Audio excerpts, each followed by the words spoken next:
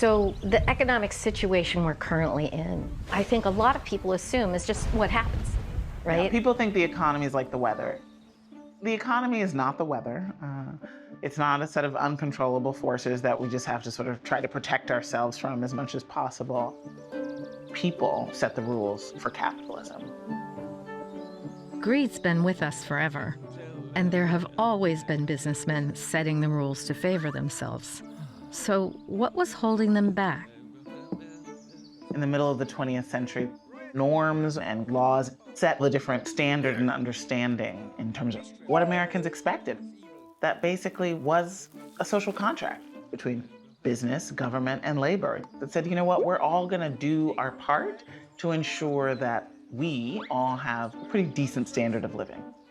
And you had really strong labor unions that gave workers a real voice in the conditions of their work and of the business practices and business strategies. It wasn't just the generosity of the CEOs that made capitalism a little more humane. It was that the labor movement fought a fight, and the government backed them up with worker laws, workers' rights laws. Those laws, in addition to mid-century norms, are what kept my grandfather and other CEOs in check.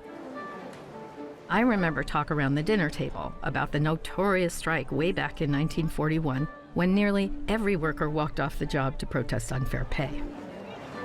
Grandpa and Uncle Walt didn't like being told what to do by anyone, but they didn't have a choice. Walt did everything he possibly could, but unions were incredibly powerful. And so Walt Disney had to capitulate.